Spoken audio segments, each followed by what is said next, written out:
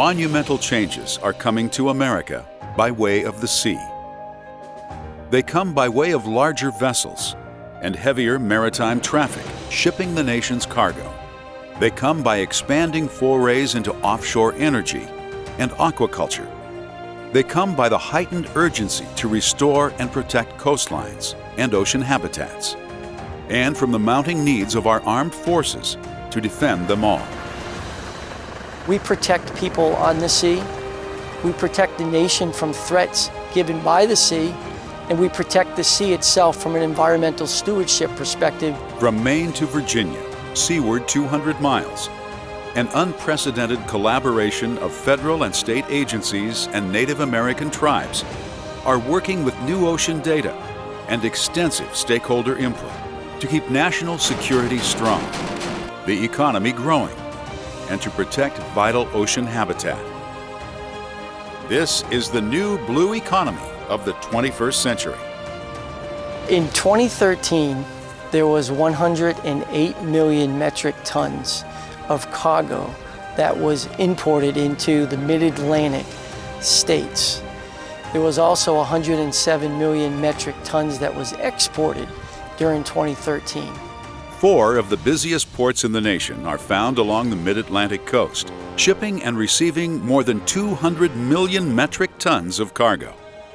New York's harbor alone accounts for approximately $200 billion in trade each year.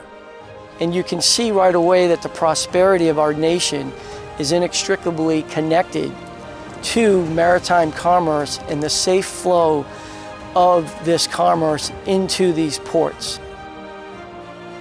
Ocean planning fits very well with the Coast Guard's approach. It's critical for the Coast Guard and other agencies to work together in a collaborative manner to ensure the maritime transportation system is safe, secure, efficient, and resilient to continue to bring this large volume of cargo into our ports. The Panama Canal has been expanded, the Suez Canal has been expanded, which very much affects ports around the country and especially on the East Coast. The industry is moving very fast and the ships will continue to get larger. And I think that's the main takeaway, is that ports will have to accommodate larger vessels or they'll be left behind. The whole point of this regional planning body is for every entity at the table to work together to maintain, a healthy ocean ecosystem, sustainable ocean uses, because we've found that, going off and working in a vacuum just isn't going to get it done for these pressing challenges in the 21st century. For the Port of Virginia alone, 374,000 jobs, which is about 10% of the Virginia resident workforce, are linked to the port activity. That accounts for $1.4 billion in state and local tax revenue. About 30 miles east of right where I'm standing here is the juncture of 3 very important aspects that contribute to ocean planning. There are commercial interests, there's national security interests, and there's also conservation interests. In addition to that, you also have the largest naval installation in the world. We have approximately 75 ships that are home ported here in Norfolk, Virginia. We have hundreds of military aircraft stationed here in Norfolk, Naval Air Station Oceana, and nearby Langley Air Force Base. And so this is the primary training ground for the Atlantic Fleet just off the mid-Atlantic waters here. All this is in the same area where we have wind energy being pursued, hydrokinetic energy is being pursued. An expansion of the shipping lanes associated with the Panama Canal expansion is happening. Now, just outside of the mouth of the Chesapeake Bay is also the North Atlantic right whale migratory area, as well as canyons that are the home of some deep water corals that were only recently discovered. The Navy has a critical role in national defense in protecting the ocean highways and the global economy. So what the ocean plans enable you to do is it provides an avenue, it provides a mechanism, and it provides a process by which stakeholders, whether they be commercial interests, national security interests, commercial fishermen, recreational fishermen, the conservation groups, have the same information that's going into the decision-making process. through the use of the Mid-Atlantic or the Northeast regional data portals. Data is the key for understanding the decisions that are being made regarding the ocean. One of the biggest benefits that's already happened is the assimilation of so much data about the ocean that previously has been in many different locations and not very accessible. So the creation of our regional data portals, we have one in the Mid-Atlantic now, the Northeast has one, some other regions are working on theirs too. And it creates that one place where you can go and find information about every kind of human use and every kind of ocean resource. And it's also helped us identify where the data gaps are and helped give us a pathway toward what kind of future research we need to do in order to better understand what's happening in the Mid-Atlantic. That's really important to fishermen. And once you become educated on what ocean planning means and what the regional planning bodies are doing, you understand that it's a way to protect the areas that you fish. It's a way to protect the ecosystem. It's a way to protect sustainability. It's a way of continuing the tradition that's fishing.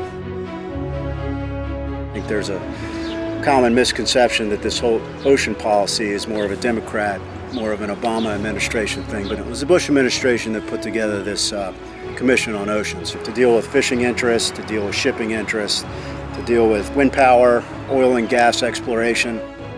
We were getting to a boiling point where all these different ocean uses come to a head and we're going to have some real access issues. So that became very clear with this commission, and they recommended very clearly that we needed some sort of coordinated ocean policy to deal with that sort of thing. We're the canaries in the coal mine. We're the first people that start to see a decline, and we're also the first people that start to see the recovery.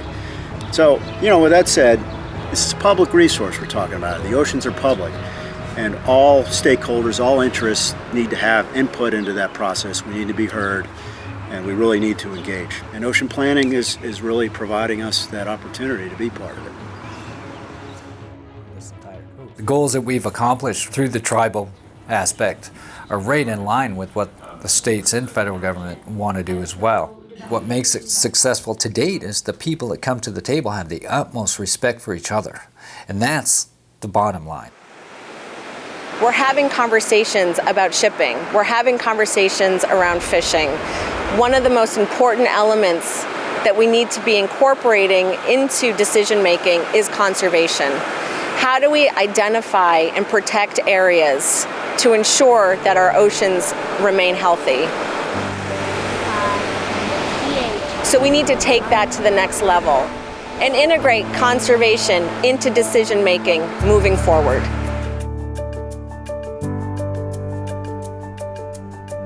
More than 5 years in the making, the ocean plans for the Northeast and Mid-Atlantic regions are now ready to be put into use. How do the ocean plans help us make better decisions for a healthy ocean? How do the plans help us develop sustainable ocean businesses for our communities? And why is it important for us to take an active role to move these ocean plans forward? For my girls, we surf, we walk on the beach, we collect rocks and shells. It is extremely important to bring my family down to a place that's clean. Not just accessible when we get down here, but really, really clean. And not just the sand and the beaches and the rocks where we play, but when we go into the water too.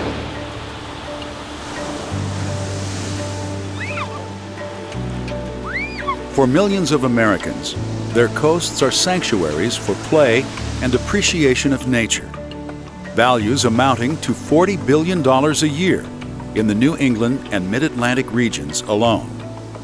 Values now gaining status through the power of ocean planning. This is a really important time in history where beachgoers and other recreational users of the ocean actually have a voice in the process of decision making.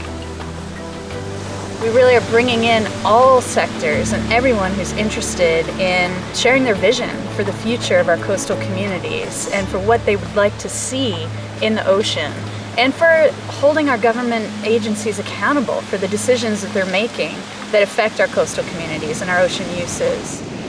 So many times things just happen and it's like, well, I didn't know about that. I didn't even hear about that. You know, we hear about a huge plan to build something offshore and it might affect our beach. We hear about it way too late.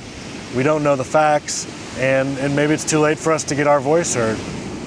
In the Mid-Atlantic, tourism and recreation accounts for about 500,000 jobs and almost 30 billion in GDP each year.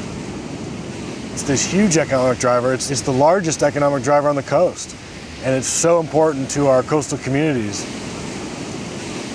So ocean planning is an opportunity to be in on the ground level and keep our beaches healthy, keep our ocean healthy, and keep us enjoying them into the future.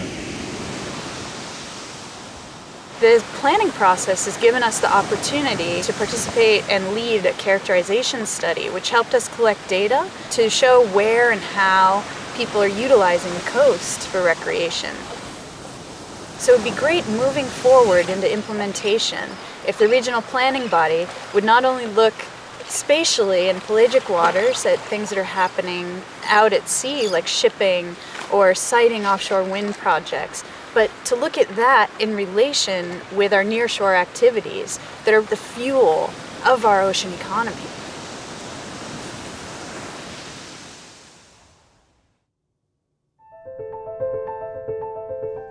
At the foundation of each ocean plan is the latest information on the many uses of the sea. Now, for the first time, gathered in one place and readily available to all. A one-stop shop known as the Regional Data Portals. So when we started this project, our best maps of the ocean looked pretty much like this. Nice, blue, open ocean. Now we see it quite differently. So if we can click in this one given place, we can learn a lot about it. We can learn this is an important area along the beach here off Assateague Island for swimming and for surfing, that it's also important for fishing from small charter vessels, and also important for wildlife viewing. We set out to take data that had been sitting across the region in different offices and different silos, if you will, different state and federal agencies, and to bring it all together and try to make some sense of it. And in so doing, start to manage our ocean as though it was one connected place instead of a bundle of separate uses and jurisdictions. So here's a bookmark that's saved for security, and we can see that there's a lot going on here. We've got the world's largest Navy base here in the Mid-Atlantic in Norfolk, and they have all of these different zones that are really important to them. These are good things to know about if you're planning to do something in the ocean, because our national security needs are paramount. So we have different kinds of warning areas, areas where there is unexploded ordnance on the seafloor, submarine lanes, and so on. Data portals are providing for the first time a comprehensive view of the ocean's myriad users and inhabitants, and a powerful means of providing fairly for them all. The first thing that the data portal does to support decision makers is give them all a common set of data to work with. Marine scientist Emily Shumchinian gathers biological data that populates the data portals, from hotspots of biodiversity to breeding areas of birds and migratory routes of whales. So this map is showing the total abundance of endangered marine mammals in both the Northeast and Mid-Atlantic regions. And actually this map covers the entire Atlantic coast. So we're seeing red pixels where there's a high abundance of endangered marine mammals, and blue pixels are where there's a relatively low abundance or no abundance of endangered marine mammal. What our Northeast Ocean Data Portal allows us to do is have thousands of data layers on marine life, for example, 150 different species of marine mammals and fish and birds that allow us to understand where those critters are in the ocean and how they're moving. As federal lead for the Northeast Ocean Plan, Nicholson sees the data portals as indispensable for charting the ocean's future in an uncertain world of climatic change. This is really the backbone of the information we need to understand how special and unique our ecosystem is, because we know that climate is changing. We need to understand what is the distribution and abundance of those marine life and habitats out there that we are stewards in protecting, and how is that ecosystem function changing? How are those critters moving with changes in climate? And we're basically compiling all of this information into over 5,000 different data layers on the portal to support decision making through the Northeast Ocean Plan. It's very easy to understand, it's very visual, and it could go a long way to furthering ocean literacy. The Northeast Plan covers from the coast all the way out to 200 miles offshore, from the Canadian border all the way through Long Island Sound. And as we worked with people to understand what was going on the water and in the water, we even extended that study area south so that we were working with our Mid-Atlantic colleagues to understand the marine life, the habitat, all those ocean uses like shipping and fishing that don't stop at a certain boundary. The Northeast Plan has demonstrated over the past 5 years our ability to see beyond our mandates, across our boundaries, and really understand each other's values as we look holistically at the ecosystem that we're all trying to manage and care for. It's given us the ability to understand what's going on the water and in the water, and have that context to inform and guide the decisions that we make under existing authorities.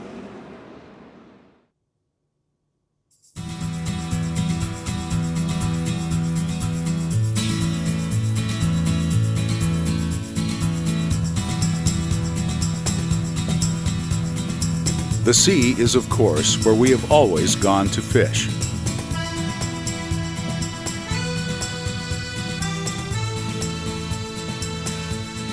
Our fishing culture and economies are as old as our nation. And never have our needs been greater, nor are fish and fishermen under more pressure. We've had this ocean to ourselves for many, many years.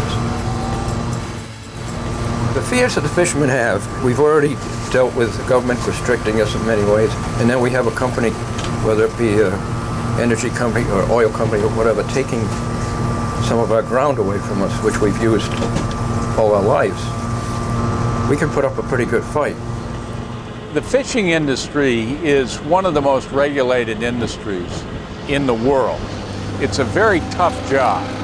It's the most dangerous job with logging that there is in the world.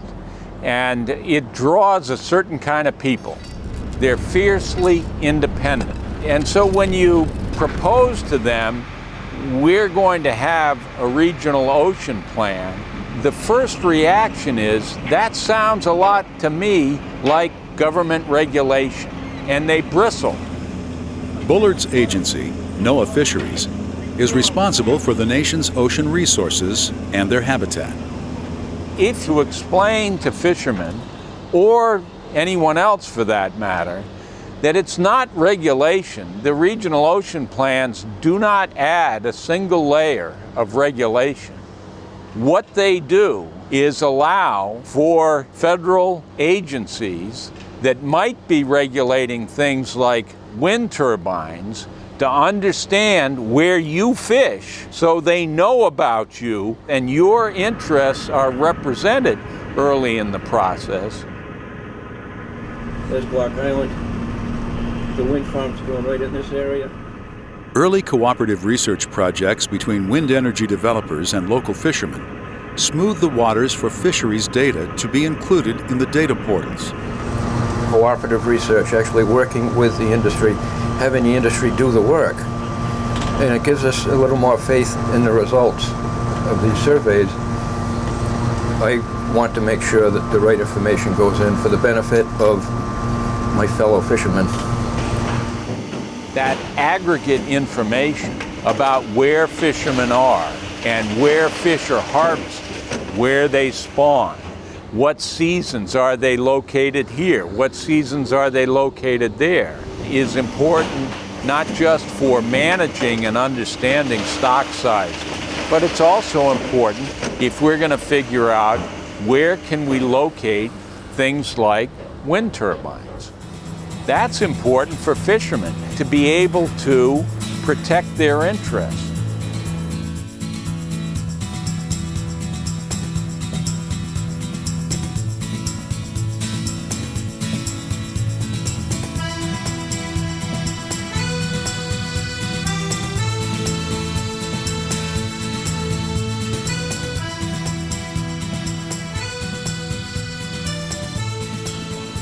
The economics of the coast of Maine has changed a lot in the last 20 years. We used to land 30 million pounds of groundfish and 30 million pounds of sea urchins and scallops. We had a very diversified fishery, and now we have a monoculture where pretty much lobsters do a little bit of ground fishing, a little bit of scalloping, but for the most part, lobster is the economic backbone. And then there's tourism, and that relies in part on having a strong lobster industry and being able to get a lobster roll and being able to see the lobster boats. That's the character of the coast of Maine. It's also the major economic driver. Nick Batista and the Island Institute work to sustain Maine's islands and remote resource-dependent coastal communities. Communities that rely on two major staples, lobstering and tourism. The ocean is incredibly important to the future of these communities, so we've been working to give them a stronger voice in the ocean planning process and make sure that federal agencies understand their concerns and know what's important to those communities when they come to town to make a large decision about ocean uses in nearby waters. One thing that we've been focusing on at the Island Institute is making sure that the fishermen that we work with are identified in the plan. At the moment, there is a big gap in the data portal missing the lobster fishery, which is critical to Maine's economy and these island communities. It has been addressed in the plan and has been identified as a data gap that should be filled. Lobster boats and the lobster fishery are very different from other fisheries that are currently identified in the data portal. The vessels don't require the tracking technology like other bigger boats do. And just the way the lobster industry is designed and set up in Maine, it's very difficult to keep track of the fishing effort. So it will take a lot of work to fill that gap. The lobster fishery is doing well now, but a lot of these communities are pretty fragile. If you have a community with 20 fishermen and there are 60 or 70 people living there year-round, every family in that community is connected to the ocean. Every family in that community is connected to the fishery.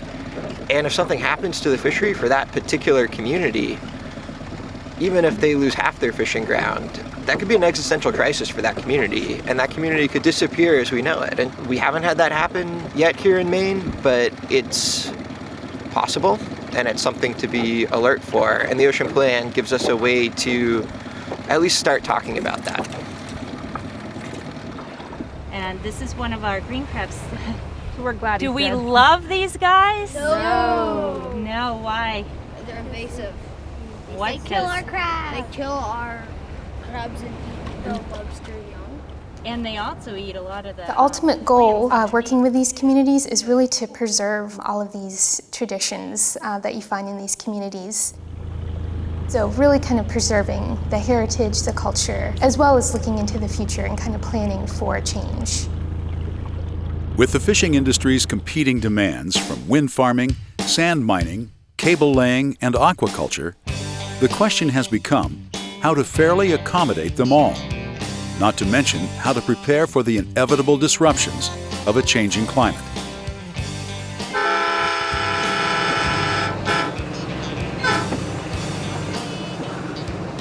I have been lobstering for 49 years in Kittery Point, Maine. I started in 1965 with 10 traps. We go out every day lobstering. We haul between 250 and 300 traps.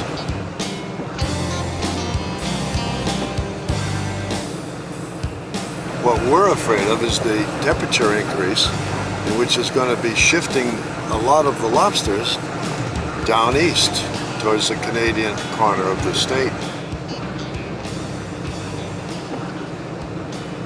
You remember what happened in Long Island Sound, in Boston, in Rhode Island? The lobsters have just been moving and moving and moving and moving, coming around the Cape. And we may be seeing those lobsters here now, on their way up to the Bay of Fundy area. The impact of no lobsters in the state of Maine is almost $1 billion a year. For a lot of people. You've got the bait dealers, you've got the wholesalers, you've got the retailers, the restaurants, the summer tourism. It's quite involved.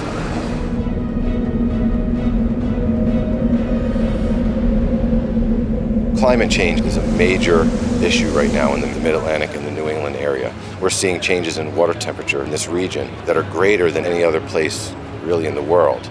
And as the ocean conditions change, we're going to see species, fish species, aquatic resources that we manage moving as well. And so it's really a critical element to making sure that our commercial and recreational fisheries are maintained while there are these shifts in the populations for which we manage, and all of these other human uses of the ocean, develop.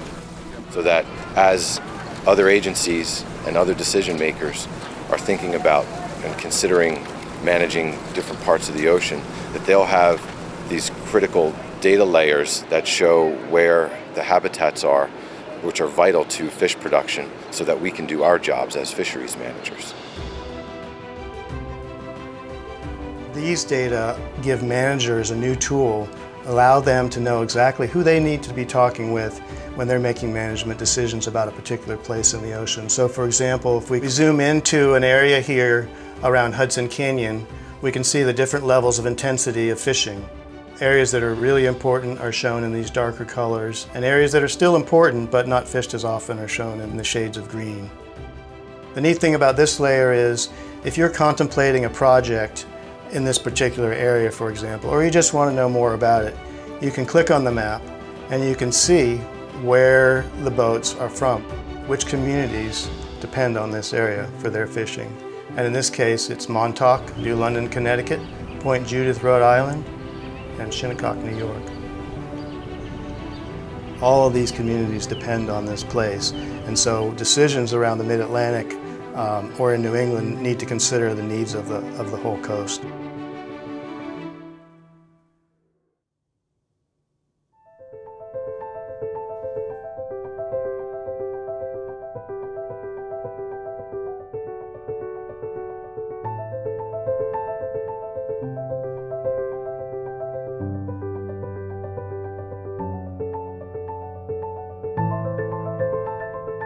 North American culture is inseparably entwined with that of the sea.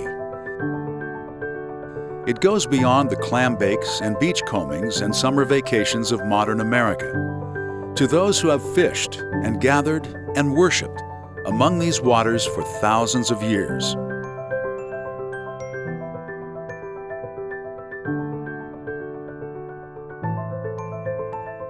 I was born and raised here. This is my Aboriginal homeland. My tribe is here since before time. One of the reasons that I sit on the RPB is because we need to protect this, the water. A native of Mashpee, Massachusetts, Green represents the Mashpee Wampanoag tribe on the Northeast Regional Ocean Planning Body. He is especially focused on shellfish and promoting these filter feeders as both income and water purifiers. In 2012, we received the Environmental Merit Award for proving that we could reduce nitrogen pollution with oysters. This is something we learned from our ancestors. There were several Wampanoag entrepreneurs that got into cultivating oysters in the 17th and 1800s. This bay, when I was a child, oysters were a foot thick on the bottom. It was totally pristine then. But of course, there were only 700 people then. Now there's 14,000. Every animal, every fish, every tree, they're all our family. And without balance between all of them, none of them can exist. Anything that we can gain, anything that we can fix, anything that we can save.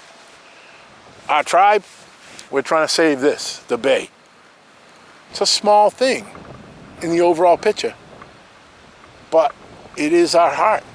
It is the waters. The waters give us life.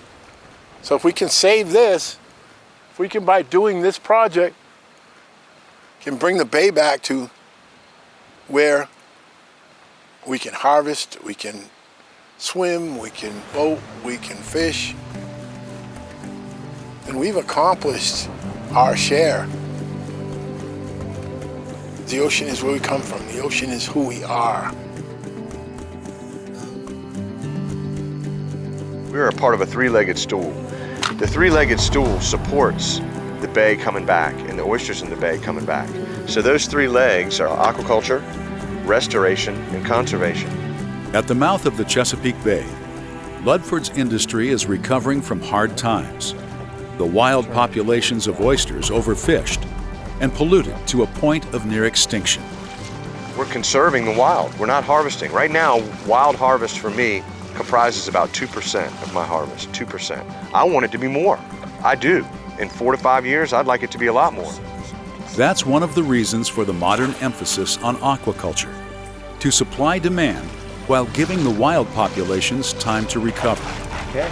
But lately, Ludford's seeing signs of good reproduction in the wild population. This right here, growing, just at random, I picked this up. You can see what was under the water or under the mud, but now look, 1, 2, 3, 4, 5, 6, 7 oysters growing on one shell. One shell, 7 live oysters. Well, here's one of my aquaculture oysters. Look what's on it. 1 oyster here, 2, 3. This is a great sign. This is a sign of a healthy river, a healthy ecosystem. People want to eat great seafood, and we want to provide great seafood. And part of being able to do that is having good planning and understanding what's going to happen in the places we fish. Ludford accepts the growing pressures and challenges from other industries, offshore energy, military maneuvers, shipping, but credits the collaboration inherent to regional planning for allowing his industry its seat at the table. So the Mid-Atlantic Ocean Plan, I think it's absolutely necessary. I think it's a great thing that we have going on with this plan and working together. It's very important to us because it preserves, our existence, and it preserves our place in that ocean realm.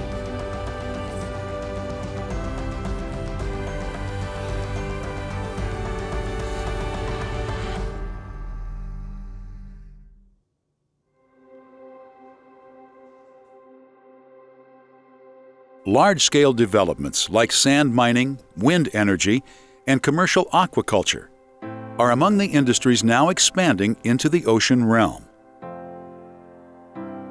The U.S. is way behind the world in aquaculture.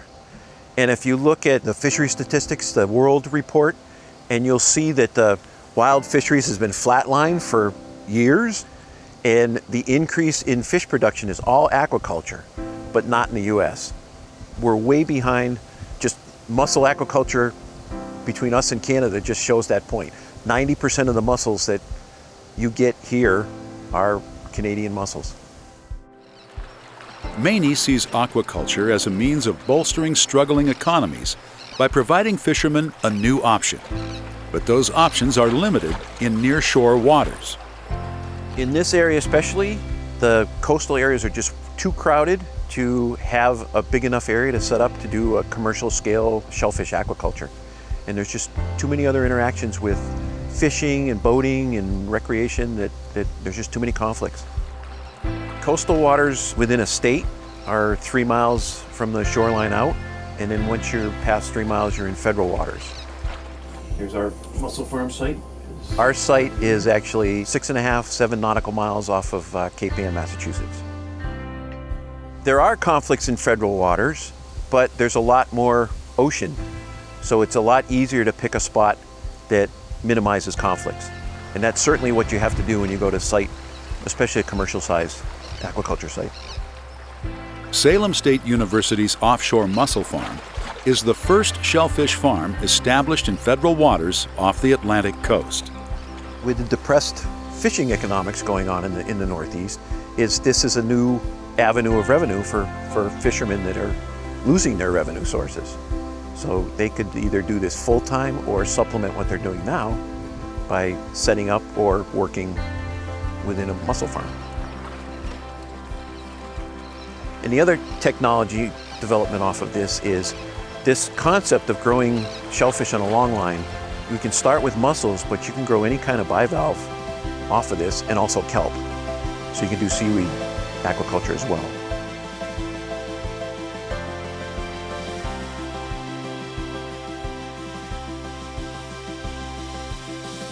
Among the largest emerging industries in need of ocean real estate is offshore wind energy.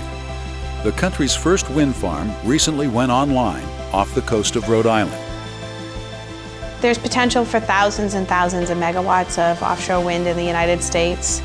The industry is really in its infancy and it's going fast with the installation of the Block Island Wind Farm, which is America's first offshore wind project. We're here today to celebrate the beginning of a world-class renewable energy project. The Block Island Wind Farm will be the first offshore wind farm in the U.S. There are 70 farms in Northern Europe. There are thousands of turbines working today, and there are 60,000 people working in that industry in Northern Europe today. The only people working in that industry in the U.S. are standing behind me right now.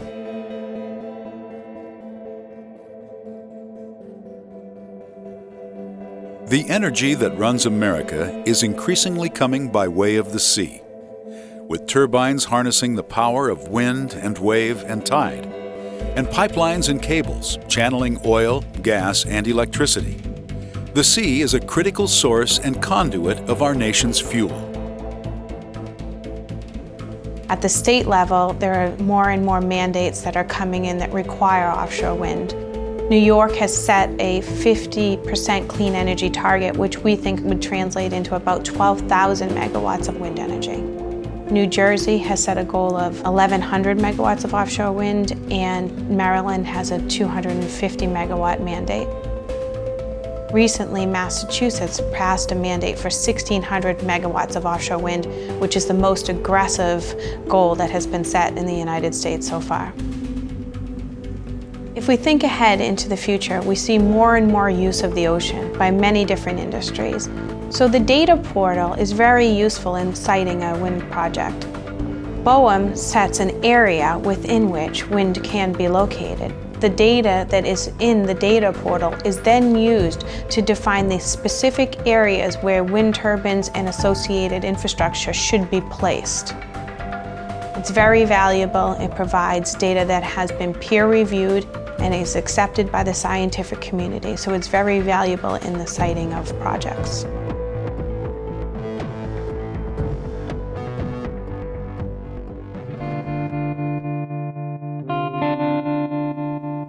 What is a beach without sand? Or a sandy beach without castles? The ocean gives and takes its sand, its currents delivering new sands from the depths, its storms and high tides clawing them back into the sea. There's been an increased interest and use of offshore sand. Not only increase in the number of leases and agreements, but the increase of the size of the projects, the amount of sand that we've issued. Ridenour's chief concern is sand, now under increasing demand for coastal protection, restoration, and resilience planning. With more frequent storms and rising seas, that tug-of-war between beach and sea is more often going to the sea. Historically, we've dealt with projects on a project-by-project basis, but with the increasing interest and demand for offshore sand resources, it becomes imperative that we look at those resources on a regional scale and in a regional context, because these resources are finite. The rescue of our eroding beaches and dunes, nature's seawalls against storm and flood, has become a growing industry whose currency is sand. So we have issued leases and agreements for areas multiple times. For example, off Virginia and Florida, the same resource area has been used 3, 4, 5, 6 times. So there's implications with regards to diminishing resources in those particular areas. What keeps me up at night is really to understand where the resources are offshore, to get a good inventory, what we call a national sand inventory. This is a photograph of Wallops Island, Virginia, taken in 2007.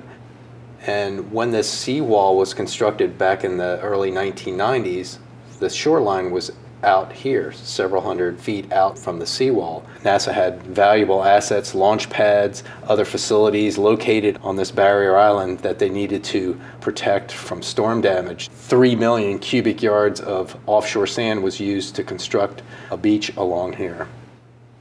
This is a photo of Wallops Island post shoreline restoration. So you see the seawall here, and the shoreline was constructed several hundred feet out using offshore sand resources, 3 million cubic yards. That's to protect all these valuable assets on the beach. So it was about $1 billion in assets that are being protected using offshore sand resources. And even furthermore, it's important from a habitat standpoint, because you look at the beach itself is important habitat to a number of species, shorebirds, sea turtles, but also behind barrier islands there's salt marshes, wetlands that are important nursery grounds for fisheries, important habitat for a variety of bird species. So those important habitats are protected by maintaining barrier islands with material from offshore sand resource areas. So more and more state and local communities are looking to federal waters for material for their projects.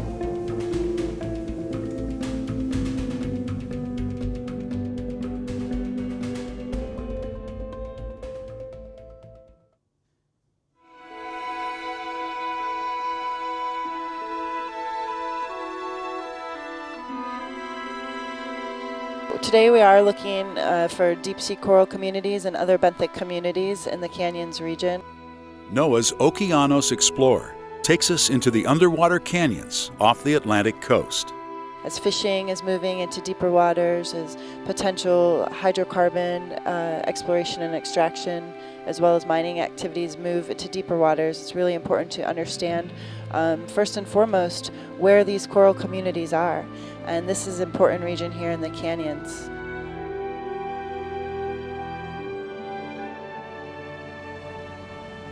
Starting in 2012, we began our Northeast Deep Sea Coral Initiative.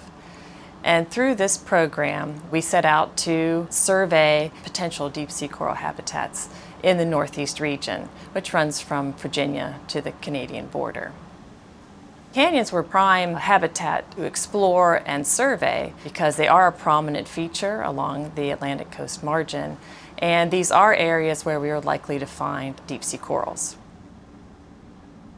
Once hidden from science by the forbidding depths of their habitat, deep sea corals have lately begun revealing themselves in stunning diversity and colors. Thanks to sophisticated remotely operated vehicles, Nazinski and her science team have been able to explore this unheralded new world.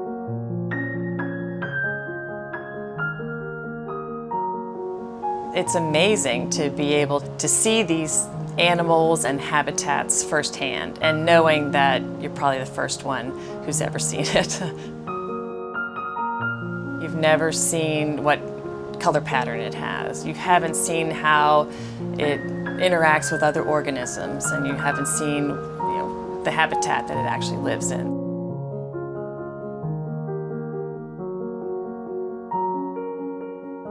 An amazing amount of bubblegum corals. There's 3 different color morphs that we see. Many of these colonies were meters tall. Deep sea corals are long-lived organisms, and they are vulnerable to disturbance. Some of the research has shown that corals can live to be thousands of years old. That's one of the reasons why there is a concern about these habitats, because if they are disturbed, we're not sure how long it would take for them to recover.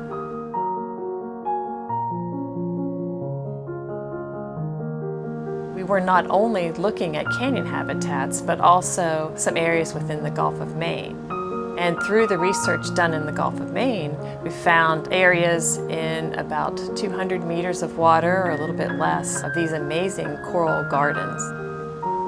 Areas that had large coral colonies and abundant coral colonies that we hadn't known that they were there. So we're still finding things in even shallower water. So not all discoveries are in these deep, dark places. Some are a lot closer to shore than we had previously thought. We worked very closely with both the New England and the Mid-Atlantic Fishery Management Council to find out what information they needed. Both the New England and the Mid-Atlantic Fishery Management Councils had expressed an interest in conserving coral habitat. Nizinski's deep-sea explorations are providing a window into a once-hidden world of life, and with them a new ecological foundation on which every ocean plan depends. As we move toward ecosystem-based management, we need to know about everything that's out there. And if you want to understand the organisms, you also have to understand their habitats. It's really fostered this interdisciplinary type of work. We learn a lot more by working with the physical oceanographers and the geologists, and sort of go outside of your comfort zone and bring in a variety of experts. By doing so, then we have a much better idea of what characterizes that habitat and why particular things are found where they are. That gives us better information to make sure that we keep a healthy ocean.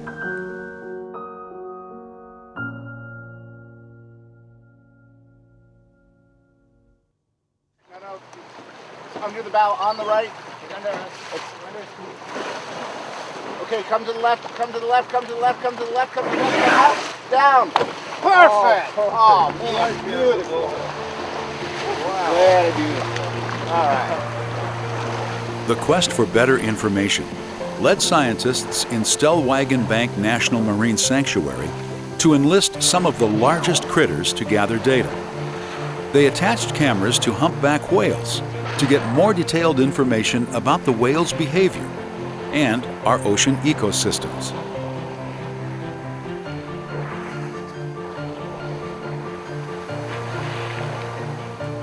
Large whales are the group of animals that we think is going to be potentially most impacted by ocean development and things that may be happening out there, whether it's development of a wind energy farm or an increase in shipping activity or something like that.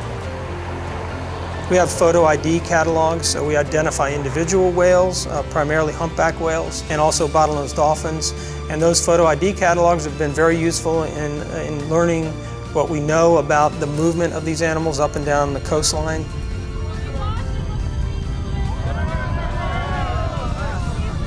Amid the many challenges we face about the ocean, people are taking pride being part of the information gathering that is now underway for the ocean plans.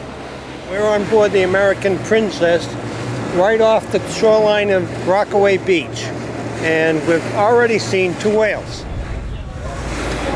6 years ago, whales were almost unheard of in New York City. The boat captain started to get reports about whales being in the area, and so for the next year, in 2011, we started these whale watching tours with Gotham Whale on board to do the research.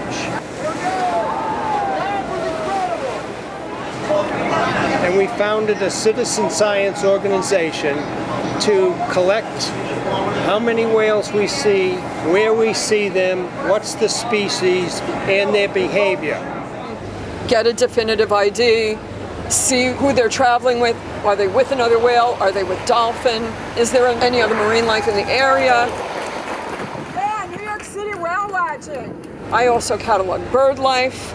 I even make notes of butterflies. I want the whole picture. In area! It's a different story every day, a different show every day, and the amount of whales that are in our area now is just absolutely incredible. A lot of planning has to be done, a lot of scientific work, a lot of bookkeeping that we're keeping and hopefully everybody else is keeping will give them a better idea of the migration habits of the whales and dolphin and fish. When I looked at the first portals that were available online that showed where whales were, they showed nothing about our little area. And so I was very pleased to be able to get our information and say, hey, there's whales around New York City. So we're very proud to be part of this concentrated effort to bring all of the information in one place so researchers and decision makers can find it and use it with real knowledge.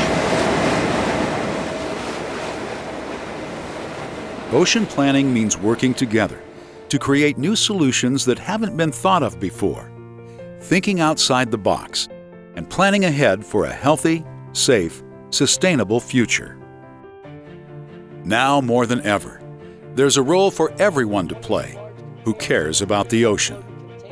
To those of us that have grown up and work around the ocean and have basically spent most of our lives talking about conservation of the ocean, it's a huge step forward and a really, really important thing that we see developing and want to see happen. It's all about sustaining healthy oceans, but also sustainable use of that ocean, because we all use it and we all depend on it for maritime transportation, for military security and food and resources and recreation and things like that. So we know that we need to sustain that. And without that context, without being able to put the decision that you're making into the context of all that data, you're really sort of just guessing. And we don't want to guess about something as important as the health of the ocean. And again, coming from an aquarium, we realize that the ocean is critical to a sustainable planet. If we aren't able to protect the ocean and use the ocean wisely, it doesn't bode well for us in the future.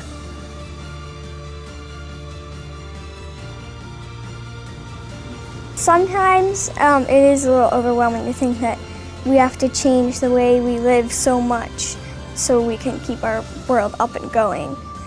But I think it's really great to think that we can save what we have now, and then we won't have to move to a different planet or something like that.